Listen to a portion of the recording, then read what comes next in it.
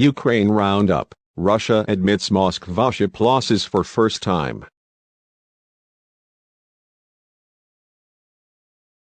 Russia has for the first time admitted losses of personnel on the Moskva, the flagship of its Black Sea Fleet, which sank last week. The Defense Ministry said one crew member had died and 27 were missing after the sinking, while the remaining 396 had been rescued. Previously, it had made no mention of casualties.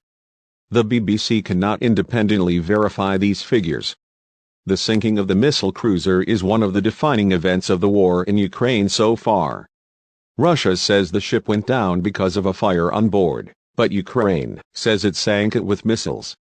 And now, the wreckage of the pride of Russia's fleet has been declared an item of Ukrainian underwater cultural heritage, under the category of rare scientific or technical equipment. Moscow is changing. At first glance, life in Russia's capital looks normal, our Russia editor Steve Rosenberg writes. While there are no exploding shells or foreign forces encircling Moscow, there are noticeable changes, says Rosenberg, who has lived there since the early 1990s. There is the lack of independent news, iconic buildings displaying the Latin letters E, the symbol of Russia's military operation, and the way the war in Ukraine has found its place in Moscow's War Museum.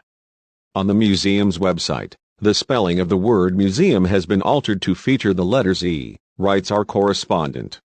In the museum shop you can buy Z mugs and badges declaring Putin is my president. Civilians wounded by unexploded ammunition. Across Kyiv region, efforts have begun to clear the countless pieces of unexploded ammunition left behind after fierce fighting. The main hospital there says it is receiving more and more patients who have touched or stepped on mines and shells. Kyiv's trench defenses.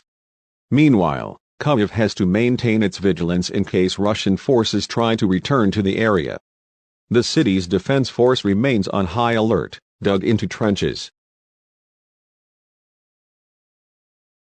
Russia plans to seize southern Ukraine today. The separatist region of Transnistria in Moldova came into the picture, with a senior Russian general saying Russia aims to seize southern Ukraine and to open a route to the breakaway state, which borders Ukraine.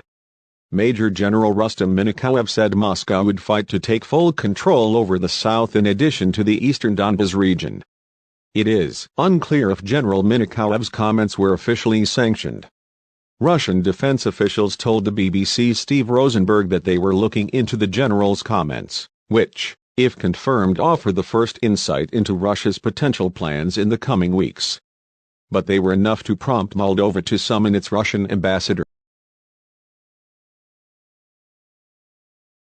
A small Russian-speaking breakaway region, Transnistria borders Ukraine from the west. It claimed independence after the fall of the Soviet Union in a bloody conflict, but is not recognized internationally and officially remains part of Moldova. A small detachment of around 1,500 Russian troops has been stationed in the region since 1995 as part of a truce agreement. UK to reopen Kyiv embassy. UK PM British Prime Minister Boris Johnson has said intelligence assessments suggest there is a realistic possibility the war will continue until the end of next year, and that Russia could be victorious.